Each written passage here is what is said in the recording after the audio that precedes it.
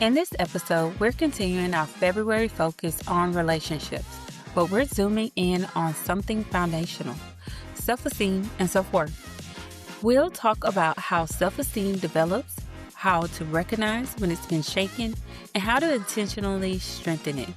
We'll also explore how self-worth influences dating dynamics in teens and how old experiences can still shape adult relationships years later.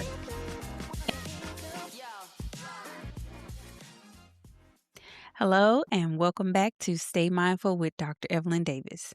This episode is airing while we're still in February, so I wanted to keep it going with talking about relationships. And February tends to spotlight love, relationships, and connection. So while Valentine's Day may have passed, conversations about relationship shouldn't end there. In doing some research, I also discovered that February is the month of Teen Dating Violence Awareness and International Boost of Self-Esteem Month. And whether we realize it or not, those two themes are deeply connected because how we see ourselves directly influences the relationships that we choose, that we tolerate, and nurture. So, whether you're a teen navigating identity for the first time or an adult who's still unlearning old messages about who you were told that you were, you're definitely in the right place for this discussion. So, let's get started with our conversation by focusing on self esteem and more specifically, what is self esteem? So, self esteem is your overall sense of personal value. It's how you evaluate yourself, your abilities, your identity, your place in the world. And it doesn't just appear in one day. For example, in childhood adolescence, self esteem is often shaped by caregiver messages, teacher feedback, peer relationships, success, your failures, your cultural expectations that you may be exposed to, social comparison, also early dating experiences. If you're someone who consistently hears positive messages during this time, like you're capable, you matter, then your internal voice begins to reflect a more supportive tone. But if you grew up hearing things like, you're too sensitive, why can't you be more like such and such? You're lucky anyone likes you. That internal voice may grow to become more critical. And here's why that's important.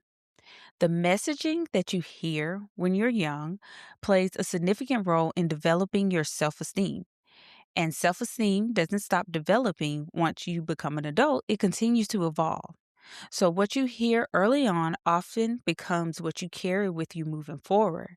And unfortunately, many adults who experience that more critical or negative messaging are still operating from beliefs that they internalize as teens. So, let's get a little bit more specific. Have you ever had something that you were truly excited about, an accomplishment that you felt proud of, and someone, whether it was a parent or someone that you expected support from, took the air right out of your moment? Maybe it was a dismissive comment. Maybe it was a comparison. Maybe it was just silence. That experience may not affect everyone in the same way, but for some people, it creates a shaking effect in their self esteem.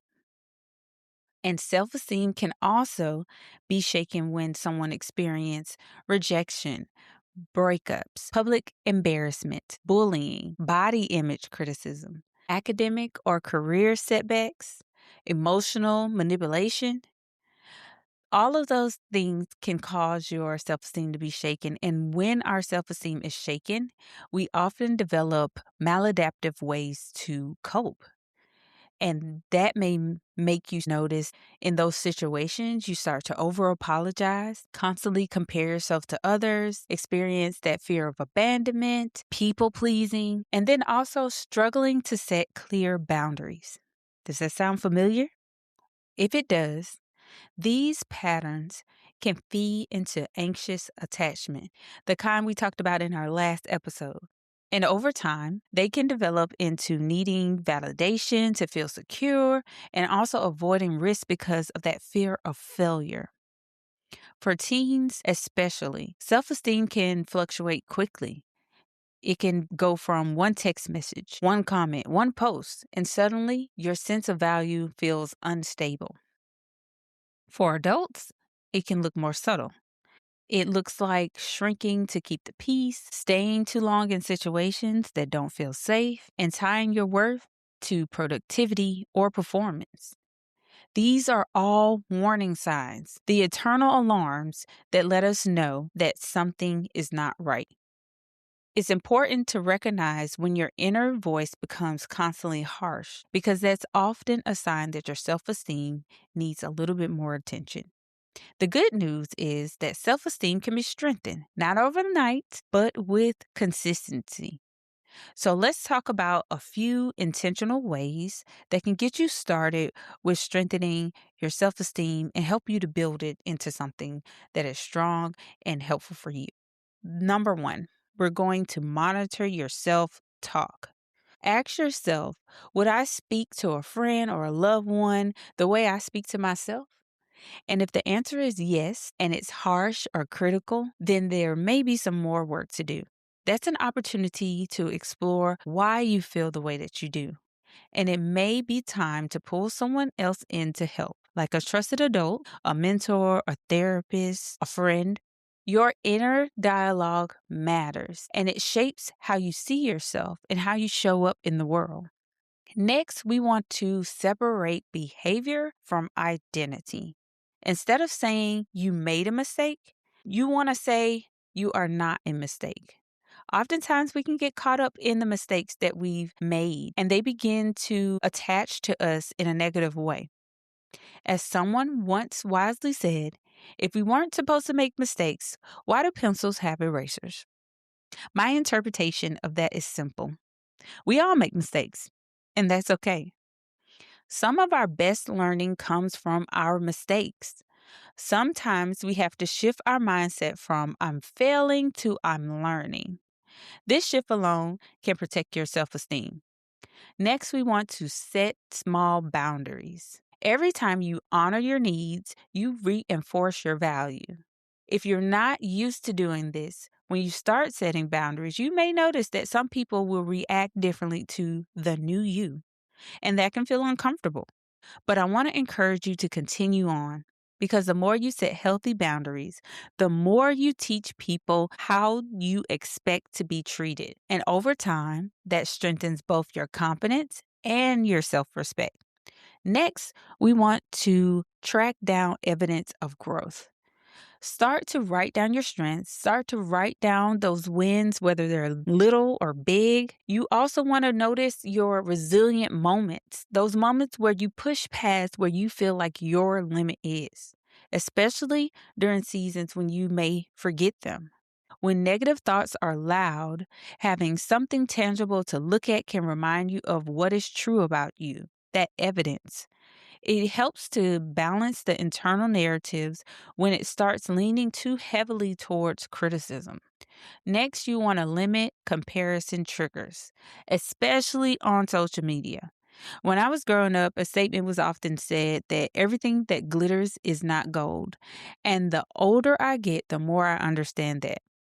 The next time you find yourself comparing your life to someone who seems to be doing it big online, remember, highlights are not the whole story. You never know what is going on behind the scenes. You have to run your own race that was specifically made just for you because comparison is only helpful when you're trying to save money. And if you truly want to build your self esteem, you have to figure out what matters to you. And that requires exploring your values and your beliefs. And when your actions begin to align with your personal values, not someone else's, that's when your self esteem starts to grow in a stable and healthy way. Now, let's take a moment to shift and talk about self worth, which is often confused with self esteem. When differentiating the two, keep this in mind. Self esteem is how you evaluate yourself.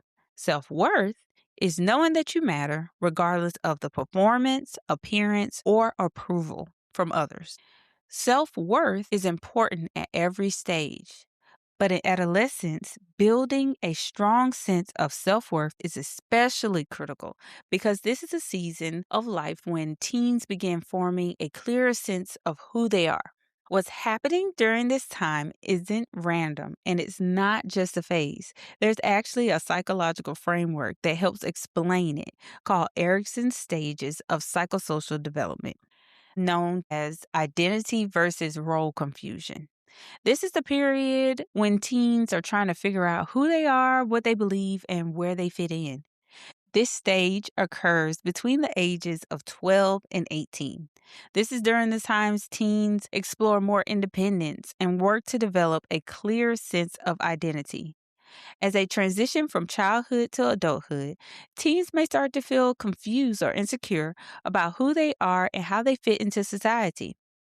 In trying to establish their identity, they may start to experience with different roles, activities, friend groups, and you might even see some different behaviors. According to Erickson, this exploration is not only normal, it's necessary. It's part of forming a strong identity and developing a direction in their life. When teens develop a healthy sense of self worth during this stage, they're often better positioned to take healthy risks, pursue opportunities, strengthen their confidence, and build relationships that feel supportive. It's also important to have a positive role model around this stage because that can influence developing a healthy sense of self as well. Because when you have a stable sense of who you are, you don't need someone else to define that for you. So, how does this connect to teen dating?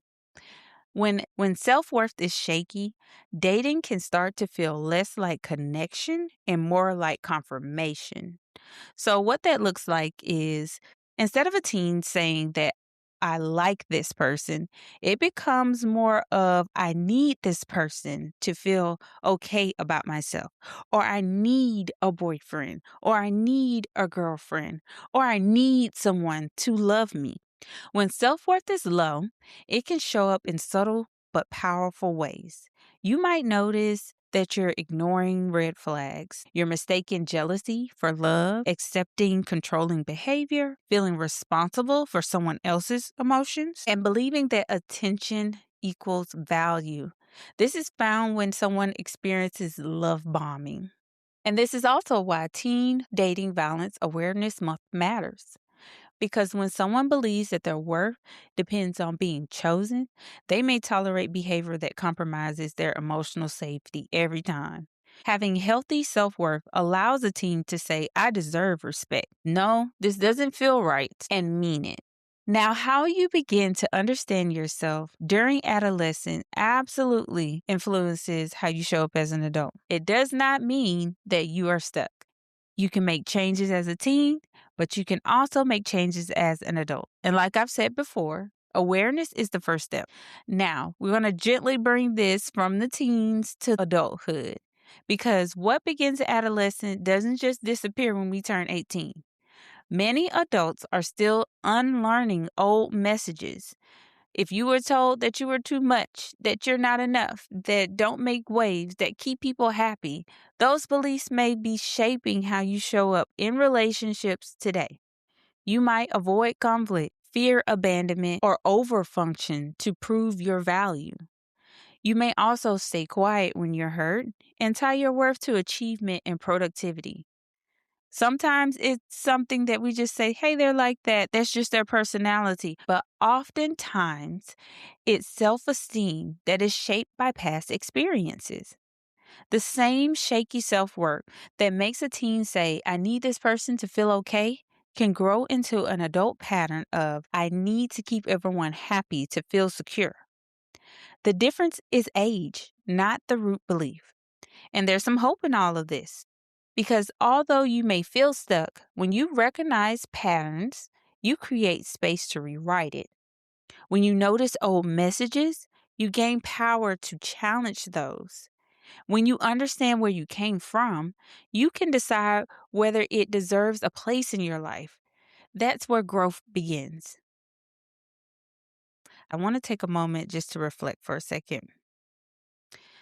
a moment for you to ask yourself some questions about what we just talked about, starting with what messages are you internalizing as you're growing up, and for those adults, while you were growing up. Which of those messages are influencing how you see yourself today? And when you're in relationships, whether they are romantic, friendships, work, or school, are you operating from security or fear? If you notice any red flags that you may have been ignoring, consider reaching out to a trusted person for support. For those teens listening, remember that your value is not earned by being chosen. It's inherent, meaning that just you waking up every day and breathing makes you valuable. You matter before anyone validates you. And for those adults, it's never too late to revise those old messages that you have been telling yourself and begin caring for yourself in ways that you might not have been taught. Growth does not have an age limit, nor does it expire. I also want you to know that if you are a teen or an adult experiencing dating violence or domestic violence, you are not alone, and the resources are available. You can visit www.thehotline.org to connect with the National Domestic Violence Hotline for confidential support.